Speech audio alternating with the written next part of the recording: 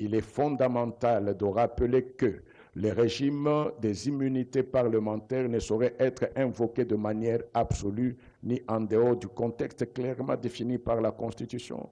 En effet, l'article 107 de la Constitution de la République démocratique du Congo prévoit que les immunités s'appliquent aux faits commis pendant l'exercice du mandat parlementaire.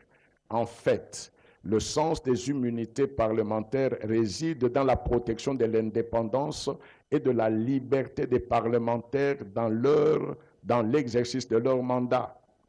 Elles ne sont pas un privilège personnel, mais une garantie institutionnelle pour assurer le bon fonctionnement du Parlement dans un régime démocratique.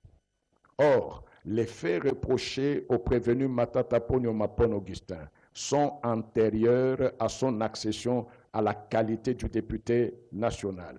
Par conséquent, l'immunité parlementaire ne saurait constituer un obstacle aux poursuites judiciaires engagées contre des actes posés alors qu'il exerçait les fonctions de Premier ministre. À ce sujet, il ressort des éléments du dossier que, par la décision numéro 006-CAB-PDT-Sénat-EBD-2001 du 5 juillet 2021, le bureau du Sénat avait autorisé les poursuites et levé les immunités du prévenu Matata Ponyo Mapon Augustin.